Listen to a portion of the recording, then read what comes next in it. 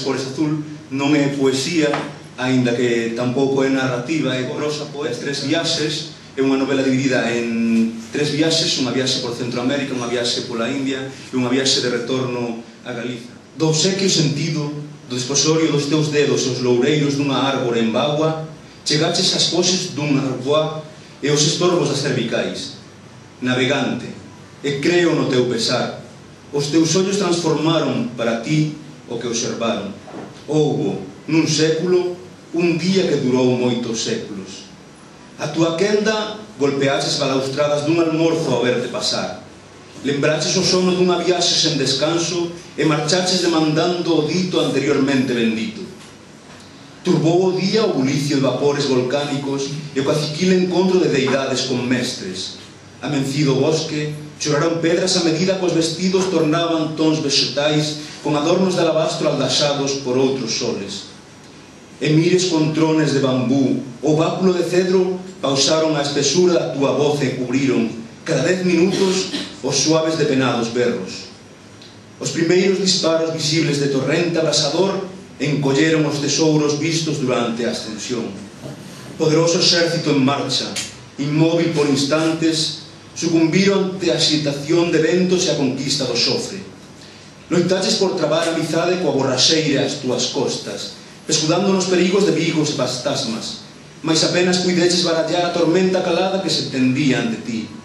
Por iso, sen xilófonos, sen chirimías, sen honores, descalzaches o pavimento areento, escorregaches os teus pés ante un corro de mesta neve contrariada e ennegrecida, para rematar a travesía con alumiños aos ladridos que sempre te acompañaron durante aquel día. En por iso, antes do último sopido das varias horas en catre, cautivaches os momentos de día con técnicas ancestrais e a primeira queima de restrebas de sobremesa. As feridas das lembranzas cicatrizaron co anuncio de vos días. Solitario, contando as burbullas que un lago entre montañas pode realizar, atouse a ti un neno. Repregaches a súa pequena historia antes de que puideses acadar a igrexa maior e vixiou as túas respostas cando limpou as súas lembranzas de tardes de escola. Polas mañás non acostumaba a compartir con estranxeiros o salidre da súa mirada. Vagabundeaba entre murmurios e silencios os seus 12 anos de miseria para cortar cutículas. Esforzábase por confundirse entre a escuma do xabón das lavandeiras ou estendía as montañas cos seus pés descalzos. Esa mañá propúxoche bascular o teu peso nun lago avezado a todo, mas as túas presas non bifurcaron as súas tentativas. Entón, xa bañado pola construción dun amigo lírico por cuarto de hora, relatouche unha historia de hai moito, moito tempo, cando a xente indíxena vivía soa nun lugar. Perigo, atención, que chegan. Oh, esculpen cinzas os ventos, obvio, un murmurio, un susto, un silencio. Pero a vez, sen case darnos de conta, apáganse as luces da maior parte de dormitorios, vanagloranse os pés de suaron alfombras de motivos remirados, temeuse pola injustiza dunha entón, cando os verbos confluen con adxetivos de propósito, cando as iniciais dos máis perigosos cualificativos repasan vocábulos en diccionarios lingües, fúmanse segundos, tempos, derrotas, noites en boas nin doces soños. Así, despois de pequenas pancartas de metrópole branca, apágase a única televisión, orxía de diamantes e ponélope de lagos verdes entre montañas de corazón. Mais, sen querelo, poucos instantes tras, ondas de ecos ruborizados pelexan cos seus sentidos, hermetízanse o cantar humano que algún día foi a traspega dun lavabo e o seu outro eu. Sen desculpas, dando tesco risos de menta, e non haberá outra cousa, pero morren, cando aínda se gustan o limón e a cola en centros de gargalladas aburridas, e morren. Morren uns e morren outros, salvaxes barazos, incesto con sabor falto de aroma asmático, e a vosotros davos medo perder o riso que sempre tivo veces en eu, e seguen, e morren outros. Acouchou os pensamentos nunha bicicleta capaz de agocharse velozmente. Eu, mentres un venres aínda non sabe como guardar as pinzas dun cabelo despeitado, aparezo como un xoquiño que xa viu eus e aquís, dous, e morren máis, e morren outros. A penicilina tamén é un conto de abeiros, un frontista sen campo polulando cos pelos da súa beira. Outra vez, e novamente, desesperanse brazos en tórax para fixaren as súas rupias en templos, albergues de verso impar, verso de cu, morcegos de froita pobre, pobre se morren, humillación da materia en centímetros en karma ou a punta dun regadío de ringleiras, sobrevoando a guías de paz caídas dos petos.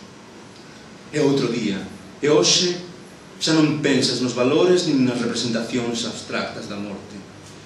Xusto onde contaban como se levan mortos as rúas de Calcuta, recollidos de entre cascallos, acumulados entre restragos de lambida dunha vaca. Non obstante, xa neste día, só cedes o teu tempo para inflar as beiras rúas nes que pousan animais que paguen a mellor fotografía. Nese pasado de entullos de espel sagrada, contaronche o porqué dun vacún entre bicicletas, rickshaws e coches. Fosen as moscas dos canos infestos dos móviles, fosen elas das moscas, fosen os homes de outros homes noutros países, mesmo hai nos que fosen o sabor cálido dun sorriso, que planifican o seu verán de vacacións conforme ao número de restras entrelazadas que poden atopar nunha palma dun pé. Do último capítulo vou ler os derradeiros parágrafos do capítulo, así que vou contar o final da novela. Hoxe en día, esti quen recorre os museos e tira fotos para retratos de poemas, quen falsifica horarios para enganar o tempo, e sexa este o que pague as teas das penúltimas veladas. Es un bafo entre marañas de ideas, un chaleco sen botóns creou ser circense, en videografías e retratos dun mesmo eu. É de ti que gotean as páxinas dun pergameo límpido de terrosas crenzas, bichoco insípido de inxuntivas, coagulador de instantes, mariñeiro en terra de posdatas. En ti que obstrues o paso ás vaguas que choran, as linces que oxigenan sistemas de filatelia, fobia de humano sentir pos petiscos de agridoce adeus. Nas tuas entrañas de vesga salubridade, xactancia do esquecemento que practicou o home, ti, asinas, senectude de palabras de aerosol, con gretas de amor que abriu a fame. Así, o ego, sendo infiel aos seus quefaceres, co seu manto cubrindo as sombras de sol mediante, apaga unha candea, envolve os anos no belén óseo de mal paridas hostes de corazón e chama fin a un final sen cortina, bastidor de adentros, louzanía do devir.